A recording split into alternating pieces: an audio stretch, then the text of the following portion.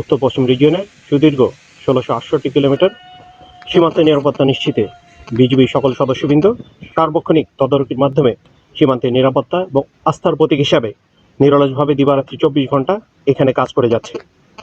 দিনাজপুর ব্যাটালিয়নের দায়িত্বপূর্ণ কিশোরগঞ্জ এবং রামচন্দ্রপুর মধ্যবর্তী দূরত্ব বেশি হওয়ায় চোরাচালান দমন, মানব পাচার, নারী ও শিশু পাচার এবং অবৈধ অনুপ্রবেশ প্রতিরোধ, এছাড়াও সীমান্তবর্তী এলাকার জনগণের নিরাপত্তা কল্পে মৌচষায় একটি বিওপি স্থাপনের প্রয়োজনীয়তা দেখা দেয়। আমি আশাবাদী বিজিবি সক্ষমতা বৃদ্ধির লক্ষ্যে আজকের উদ্বোধনকৃত মৌচষা বিওপিটি সকল সদস্যবৃন্দ তাদের পেশাদারিত্বের সাথে কাজ করে সীমান্ত সুরক্ষার কার্যক্রমকে আরও জোরদার করতে পারবে ইনশাআল্লাহ।